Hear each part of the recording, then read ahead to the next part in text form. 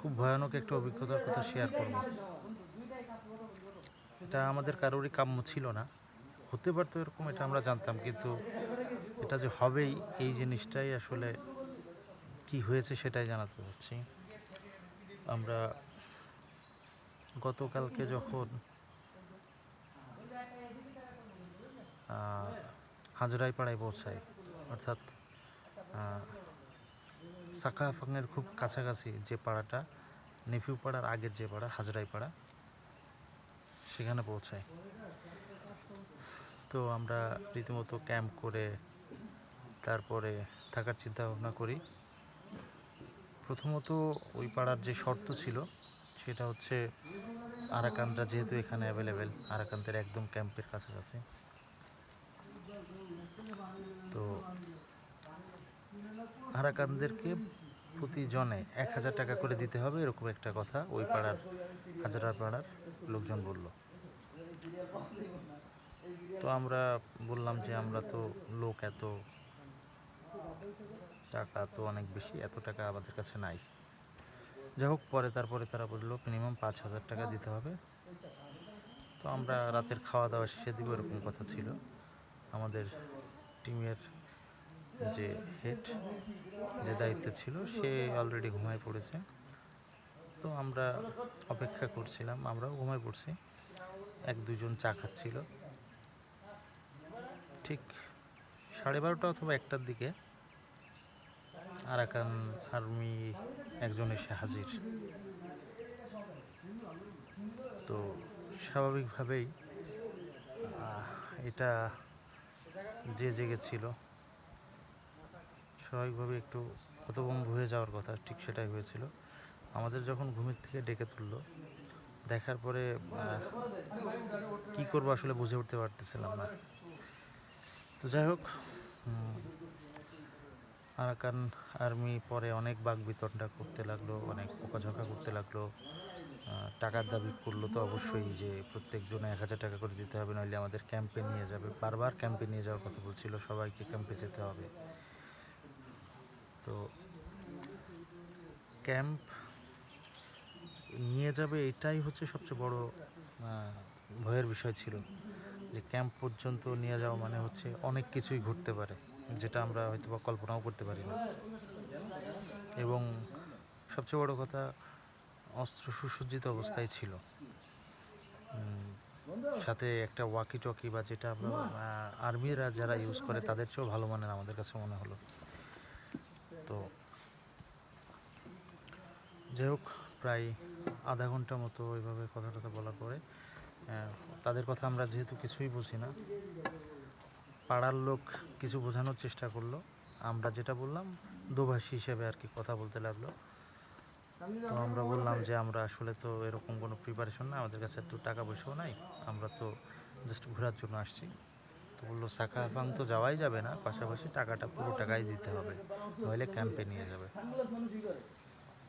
তো এক পর্যায়ে আমরা 5000 টাকা সব মিলিয়ে দিতে সক্ষম হই, এবং 5000 টাকা প্রথমত রাখে, এবং শর্ত দেয় এটা যে ভোরে 5টা থেকে 5:30টার ভিতরে এই পাড়া ছেড়ে চলে যেতে হবে, এবং খুব ডেঞ্জারাস একটা জোন দিয়ে তারপরে আমাদের যেতে হবে। ডেঞ্জারাস বলতেছি এই কারণ 2 দিন ট্রেকিং করার পরে একটু আমরা দুর্বল, কিন্তু এরপরে যে পাহাড় টপকি আমাদের এখানে আসতে হবে, মানে আমরা যেখান দিয়ে চলে আসবো, এবং আসবো সেটা হচ্ছে মাতাভারাকুম, ভেলাকুম, আমিয়াকুম, সাতভাইকুম, এই সাইডটা দিয়ে। কিন্তু এটা অনেক ঘুরে আসতে হয়, যেটা আমরা সাকাফাং দিয়ে আসলে খুব তাড়াতাড়ি আসতে পারি, অনেক ঘুরে আসতে হবে, কিন্তু শর্ত এটাই।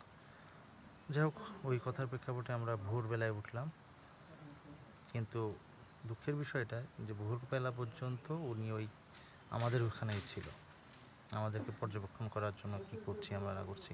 এর ভিতরে আর একটা ঘটনা আছে, যে একজনকে ফোর্স করে বসলো, তুমি এখানে আগেও আসছো, সাকাফাং তুমি ঘুরে গেছো, ওরকম একজন লোককেই খুঁজছিল। তো সত্যি কথা বলতে আসলেই ও এখানে এসেছিল, আগে একবার ঘুরে গেছে, আগে একবার সাকাফাং ঘুরে গেছে, আমাদের সাথে আবার আসছে। কিন্তু উনি অনুমানের প্রেক্ষিতেই বললো কিনা জানি না, তবে ওকে বলতে লাগলো যে একে আমি দেখছি। আর দেখছি বিষয়টা যে এরকম, যে উনি ওরকম কাউকে খুঁজছে, ওনারা কিছু একটা হয়তো বা তার সাথে কোনো একটা ঝামেলা আছে বা হবে এরকম কিছু একটা। যাই হোক, পরে আমরা অনেকভাবেই বোঝাতে সক্ষম হলাম যে এ কখনো আসেনি, এবং টিম মেম্বার আমাদেরগুলো লিস্ট করলো কতজন আমরা টিম মেম্বার।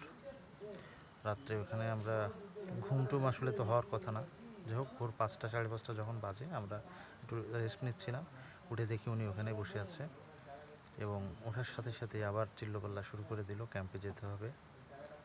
আমরা তো অবাক হয়ে গেলাম, যেহেতু 5,000 টাকার কথা নিল, সব হলো, আমরা বললামও সাকাফং আমরা যাব না, তারপরে আবার ক্যাম্পে নিয়ে যেতে যাচ্ছে। পরে বললো তাড়াতাড়ি না হলে আমরা নিয়ে যাব। যাই হোক, তাড়াতাড়ি করে পরে আমরা এদিকে বের হলাম, কিন্তু উনি আমাদের পথ ছাড়লো না। উনি আমাদের সাথে সাথে আসতে লাগলো এবং আমাদের ফোর্স করে বলতে লাগলো আমার সাথে সাথে চলো। তো আমরা খুব বেশি টেনশনে পড়ে গেলাম, স্বাভাবিকভাবে মানসিকভাবে শারীরিকভাবে ভেঙে পড়লাম। এরপরে পাহাড়ে উঠতে হবে, এই মানসিকতা নিয়ে পাহাড়ে ওঠা খুব ডিফিকাল্ট। তারপরেও আমরা যেহেতু একটা বিপদের ভিতরে পড়েই গেছি, আমাদের সাথে যে গাইড ছিল, গাইডও আসলে এখানে কিছু করার ছিল না। এমনও হতে পারে, আমি জানি না, গাইডও এর সাথে সম্পৃক্ত, পাড়ার লোকও সম্পৃক্ত থাকতে পারে। যেটাই হোক না কেন, আমরা তার উপর ডিপেন্ড করা ছিল, ওই সময় আর কিছু করার ছিল না।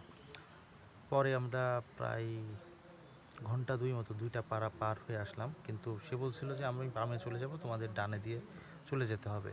অর্থাৎ সে চাচ্ছিল যে আমরা যেন কোনোভাবেই ফিরে না আসি, আমাদের মনে হচ্ছিল। তো যখন এরকম 2টা পাড়া পার হলাম, পার হওয়ার পরে তারপরে উনি বলল যে এবার তোমরা বামে যাবা, কোনোভাবে পিছনের দিকে তাকাবে না এবং ভুলেও এদিকে আসার চেষ্টা করবে না। তো আমরা নিচে নেমে আসলাম, মনে করলাম যাক তাহলে মনে হয় এখন অন্তত বিপদটা কাটলো। কিন্তু ওইটাও বিপদ শেষ না।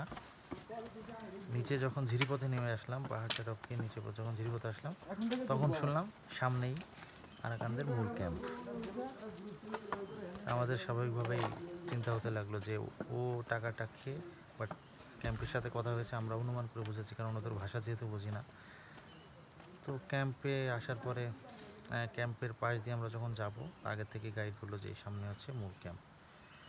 তখন সবার ভিতরে কী অবস্থা বোঝাই যাচ্ছে, বুঝতেই পারছেন। যাই হোক, মানে যা আছে কপালে এরকম চিন্তা ভাবনা করেই তারপরে আমরা এগোতে লাগলাম। ঠিক কিছু দূর আসার পরে, ক্যাম্পটা পার হওয়ার পরে দেখি 5-6 জন এক প্রকার বন্দুক, এটা কী বন্দুক বলে জানি না, 5-6 জন আমাদের দিকে আসছে। যাই হোক, পরে কাছাকাছি আসার পরে জানা গেল যে ওটা হচ্ছে শিকারি, ওরাও এক পাড়াতে থাকে। আমরা লাস্ট যে পাড়া শেষ করে আসছি ওই পাড়াতেই থাকে, বুলুংপাড়া। ওখান থেকে ওরা শিকারের জন্য আসছে, হরিণ শিকারের জন্য। পরে ওদের সাথে কথাবার্তা হলো, মোটামুটি একটু স্বস্তি পেলাম। ওরা বললো যে আর সমস্যা নাই, এরপরে ক্যাম্পের এদিকে ওরা কখনো আসে না, আসবেও না। এদিকে আর্মিদের বিচরণ এবং আর্মিরাই এদিকে কন্ট্রোল করে। তো যাই হোক, কথা হচ্ছে যে মানে আমাদের টার্গেট ছিল সাকাহাফাং, মূলত টার্গেট ছিল। কিন্তু এই যে একটা ঘটনা গেল, এই যে প্রায় 10-12 ঘন্টার যেই ব্যাপারটা, মানে 10-12 ঘন্টায় মানুষ কেমন হয়ে যেতে পারে। আমাদের যে হাসি খুশি যে চাঞ্চল্যতা ছিল, আমাদের এখানে যে খুশি নিয়ে ফুর্তি নিয়ে আসলাম, নিমিষেই সেটা একদম ধূলিসাৎ হয়ে গেল। আমাদের যে রুট প্ল্যানিং ছিল, রুট প্ল্যানিং পুরোটা চেঞ্জ হয়ে গেল। টাকা তো গেলই যেটা যাওয়ার। সবচেয়ে বড় কথা হচ্ছে আমরা মানসিক এবং শারীরিকভাবে ভেঙে পড়লাম। তারপরেও আমরা এখন মাথা ভরা কমে আছি। সাত ভাই কুম, আমি কুম, ভেলা কুম, আমরা আমি কুমে ক্যাম্প করতে যাচ্ছি। এদিকে যেহেতু আর সমস্যা নাই। তো পরিশেষে যেটা বলতে চাই সেটা হচ্ছে সাকাহাফাং এদিকে যদি কেউ আসতে চান, একটা প্রধান শর্ত, মানে শর্ত বলতে আমাদের কাছে মনে হলো, আমরা কিছু তথ্য নিয়েছিলাম কিন্তু একটু 19-20 হয়েছে। যেটা আগে হওয়ার কথা ওটা পরে হয়েছে, পরেরটা আগে, যার কারণে আমাদের মনে হয় সমস্যাটা আরও আমাদের কাছাকাছি চলে আসছে। সেটা হচ্ছে হাজরাই পাড়ার আগে একটা পাড়া আছে, পাড়াটার নাম মনে আসছে না। যাই হোক, ওই পাড়াটাই হচ্ছে মূলত ক্যাম্প করলে ভালো হয়। যদিও এখানে আরাকানদের বিচরণ আছে ওইদিকেও, কিন্তু তুলনামূলকভাবে ওইটা মানে সেফ জোন। বাট হাজরাইপাড়াটা ওদের আমাদের সবার কাছে মনে হলো, পাশাপাশি অন্য একজনকে ফোন করে জিজ্ঞেস করছিলাম, সেও বলছিল যে হাজরাইপাড়াটা লোকগুলাও তেমন ভালো না, পাশাপাশি ক্যাম্পের খুব কাছাকাছি হওয়াতে খুব ঝামেলা করে।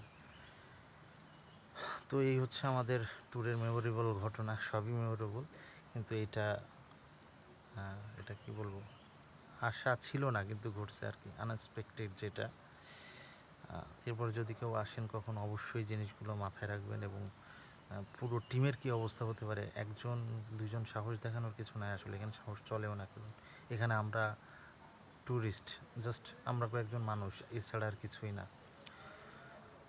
তবে সহি সালামতে আমরা এখন অন্তত সেফ জোনে চলে আসছি।